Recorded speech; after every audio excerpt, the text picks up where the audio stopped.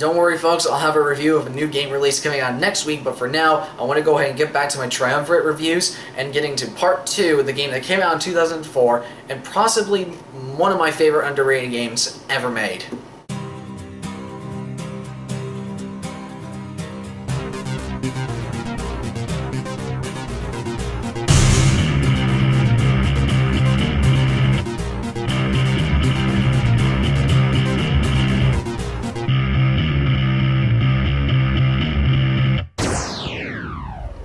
Custom Robo.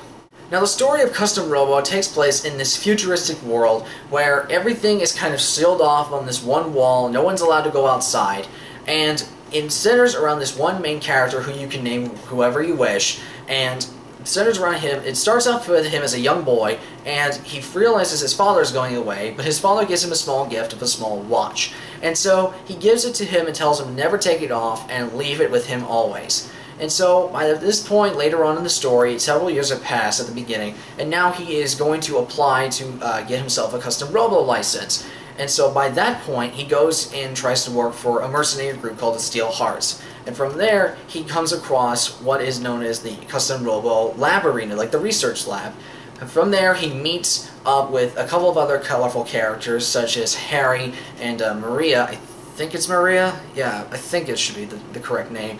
And finds out that there's this new experimental robo called the Ray 01. It's a top secret weapon, and from here, he grabs a hold of the robo, he presses the button to control the robo, and now it is his. From there, a whole plethora of plot twists and conspiracies ensue from the main cast, as well as to the world itself around them, and I will not spoil it for the sake of this review. Now, Custom Robo is personally a game that I have a lot of fondness for. Like I said, it is part of my Triumvirate. It is one of my favorite underrated games, but the reason I find this one so underrated is that it also just demonstrated a particular feature that it took this game in particular for me to realize that, and I'll get into that later, but let me go ahead and set up the context of what happened and how I came across this particular game. It was my 13th birthday, and I was celebrating it with my friends. One of the games that I got for the GameCube was Custom Robo, and then I decided to pop it in one day into my GameCube. I put it in, and then I started playing it, and something curious happened. Right after coming off the cuff of Star Wars Knights of the Old Republic a year before that, which had great storytelling, great characters, and a well-done plot, there was something about Custom Robo that caught my attention on a similar level, but in a different way. One of the reasons why I enjoy Custom Robo so much is because of its main feature is the customization. Everything in the robots themselves is customizable. I mean, there's a typical arsenal of flamethrowers, shotguns, Gatling guns, you name it. But there's also some really awesome and super powerful guns and incredibly helpful guns. My personal favorite of which is the vertical gun. I can't tell you how many times that gun saved my ass during the course of a fight. I love that gun. The vertical, if you seriously get this game, get the vertical gun as fast as you can, because it's going to help you a lot. There's also a lot more fun guns as well. For example, the Storm Sword gun. If I had to describe the nature of the Storm Sword gun, it would be like the equivalent of shooting the swords revealing light, but instead of making your opponent stop for 3 turns, it actually would be the equivalent of shooting 7 cruise missiles, all made of lightning swords, and then aiming it directly at your opponent's face. And trust me, that is as satisfying as it sounds. Another gun is the Dragon Gun. Oh yeah, you heard that right. There's a gun that literally shoots a dragon at people. And it's not just any dragon, it's a dragon made of lasers. Every time you shoot it at someone, you just have to go through that opponent's robo's head, and it's like, oh crap, I got a giant laser dragon flying at me. And your main gun is not the only thing you can change throughout the course of this game. You can actually change the legs of your robot, allowing you to either jump higher, fly longer, hover in the air, or move faster on the ground. You can even change the satellites that are on your back. It's sort of like if you shot a homing missile up into the air, it's just a little air mine or something like that. Or sometimes a little mine on the ground. Each one of them has a different way of acting and behaving, and that has to incorporate into the strategy of you using into fighting your opponents. And some of these battles can get pretty hectic. You can even change the robot's body type. I mean, there are certain robots that can take more damage, that can either move faster, that are smaller, that are more agile. Every type of robot you come across, there's so much customization you can do in this game, so much variety, that it's practically insane.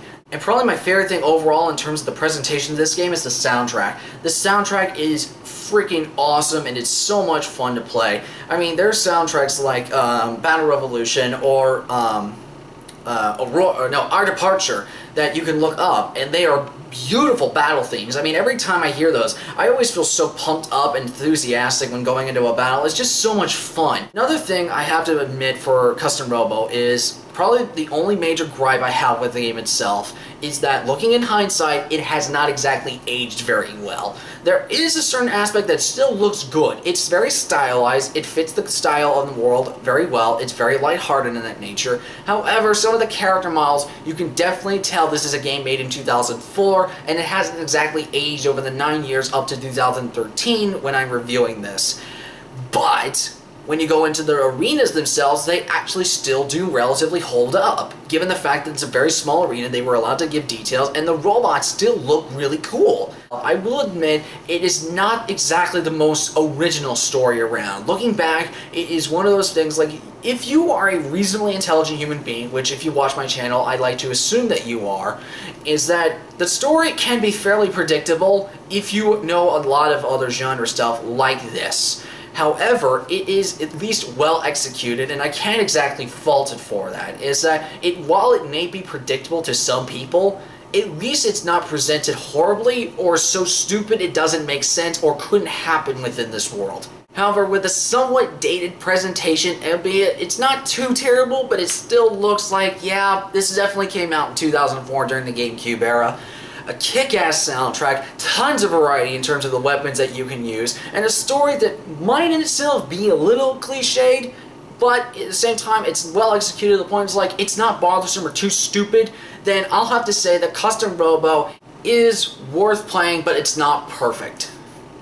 So there you go, everybody. That is my review of Custom Robo. I hope you enjoyed it. Now, to be perfectly honest, if you go out and get this game, I want to know what your honest opinion of it is. And if you already have played the game, comment below and tell me what you think. Now, I will be perfectly understanding and be reasonable in saying that if you don't like this game as much as I do, that is perfectly fine. Oh, one more thing I need to mention real quick is that I'm not keen on seeing a particular movie on this weekend, so I thought to myself, well, since I'm not really in the mood to go see anything, how about I give you guys a movie collection video? I mean, would you guys be interested in seeing that? I mean, I did my game collection video not too long ago, so I thought, well, some people have been asking about it. Do you guys want to see me do a movie collection video in place of an actual movie review? Comment below and tell me what you think. So until next time, everybody, I'm Perry, the One-Armed Legend. You name it, I can play it.